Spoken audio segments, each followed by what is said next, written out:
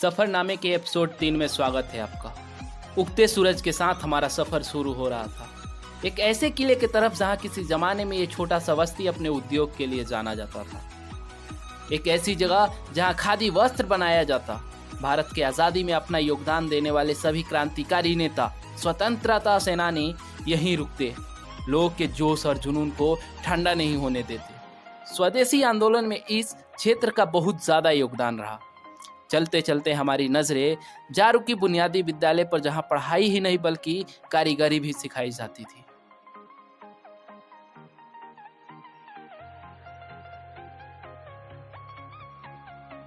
आज का जो हमारा ब्लॉग होने वाला है वे गांधी कुटीर आश्रम का होने वाला है, जो वृंदावन में है।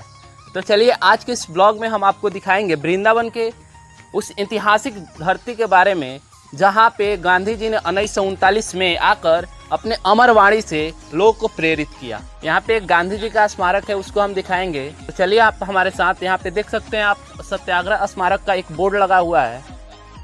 ये गांधी जी के 5वें अधिवेशन को दिखाता है, यानी 1939 में गांधी जी यहाँ पे आए थे और 5वें अधिवेशन की शुरुआत की थी उन्होंने। कि यहाँ पे काफ़ी अच्छा साफ सफाई है, साफ सफाई का ध्यान रखा हुआ है, लेकिन इसको जो ऐतिहासिक स्थल बनना चाहिए था, जैसे कि आप और जगह देख सकते हैं जहाँ एक बार गांधी जी गए उसको इतना ज़्यादा डेवलप कर दिया गया, लेकिन यहाँ पे 2 बार आए और यहाँ पे बहुत दिनों तक रहे। यहाँ से 1 किलोमीटर की दूरी पे आपको एक खाद्य भंडार है जहाँ पे 700 मशीनें चला करती, 700 चरखे चलते थे, अब 50 से ज़्यादा बुनाई मशीनें थी। उस तरह से डेवलप नहीं किया गया है जैसे इसको डेवलप करना चाहिए। यहाँ पे आने के बाद 1937 में एक असहयोग आंदोलन की शुरुआत की गई, जहाँ पे गांधी जी ने विदेशी सामानों को बहिष्कार करने के लिए कहा। उसके बाद से यहाँ पे स्वदेशी आंदोलन की शुरुआत होती है, जहाँ पे वृंदावन आश्रम में 700 से ज़्यादा चरखे लगाए जाते हैं और 50 से ज़्यादा बुनाई मशीन लगाई जाती है, जिससे लोग आत्मनिर्भर हों और अपना बनाया हुआ कपड़ा पहने। यहाँ पे गांधी जी आए थे तो उन्होंने कस्तूरबा गांधी से बोला कि जाइए आप यहाँ के लोगों से पता कीजिए कि यहाँ के लोग क्यों नहीं हमारे सम्मेलन में आते हैं। तो कस्तूरबा गांधी गई और वहाँ के आम निवासियों से बात करी, तो उन्होंने, वहाँ के लोगों ने अपने दुख पीड़ा दर्द को बताया, जिसके बाद गांधी जी को ऐसा लगा कि यहाँ पे गरीबी बहुत ज़्यादा है।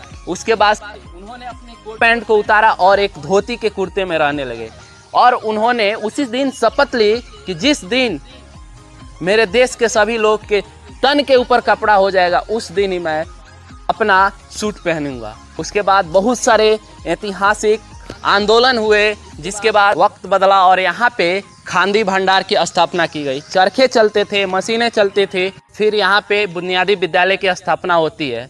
बुनियादी विद्यालय का स्थापना करने का पीछे का उनका मकसद था कि यहाँ के जो बच्चे हैं वे एजुकेशन के साथ साथ जो सिलाई मशीन चलाने का काम सिखाया जाता था। उसके बाद लगभग पूरे पश्चिमी चंपारण में 43 बुनियादी विद्यालय की स्थापना की गई, जहाँ पे बच्चे पढ़ाई के साथ साथ एक्स्ट्रा ऑर्डिनरी स्किल भी सीखा करते थे। तो चलिए आपको दिखाते हैं यहाँ के गांधी स्मारक को।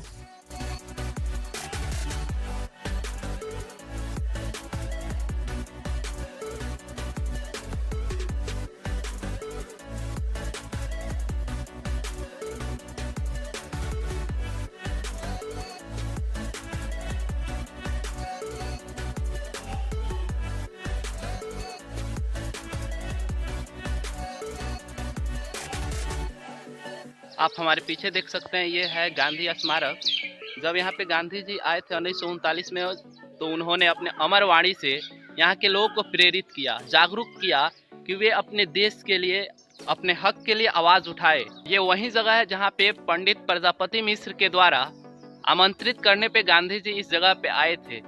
पंडित प्रजापति मिश्र का भी देश की आज़ादी के लिए बहुत ज़्यादा अहम योगदान रहा है। देश के हित के लिए प्रजापति मिश्र ने 102 बीघा जमीन दान कर दिया, जिसमें जवाहर नवोदय विद्यालय, बुनियादी विद्यालय, कुमारबाग हाई स्कूल से लेकर के वे बुनियादी विद्यालय हो या नवोदय विद्यालय हो या प्रजापति गर्ल्स हाई स्कूल हो, जो इससे 1 किलोमीटर की दूरी पे है, वे पूरी बिल्डिंग प्रजापति मिश्र के ही जमीन में है।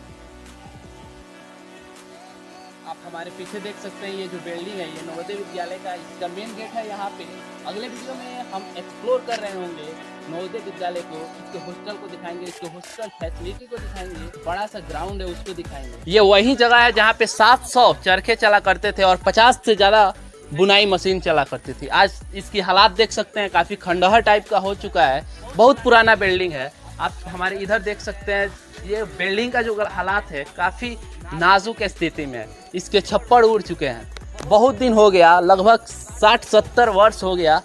यहाँ पे जो सिलाई मशीन, जो चरखे चला करते थे वे बंद हो चुके हैं। अभी मुश्किल से 3-4 चरखा मशीन है। जो बगल में एक बिल्डिंग है जहाँ पे जाकिर हुसैन, राजेंद्र प्रसाद, गांधी जी आकर के रुके थे, वहाँ पे रहे।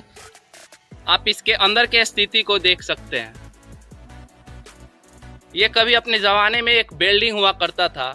लगभग 60-70 वर्ष बीतने के बाद इसके छप्पड़ उड़ चुके हैं। इसके जो ईंट सिर्फ बची हुई है वे भी जर्जर स्थिति में है।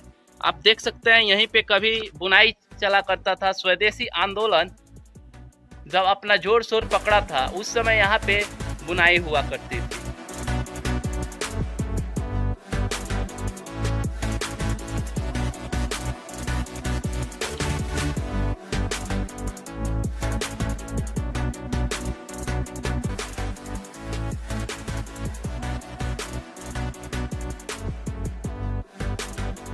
तो चलिए आज के इस सफ़रनामे को यहीं समाप्त करते हैं। अगर आप बेतिया के आसपास के इलाके में रहते हैं तो ज़रूर यहाँ आइएगा। अगर आपने हमारे चैनल को सब्सक्राइब नहीं किया है तो सब्सक्राइब कर लीजिएगा। फिर मिलेंगे आपसे सफ़रनामे के अगले एपिसोड में। तब तक के लिए अलविदा, खुदा हाफिज़।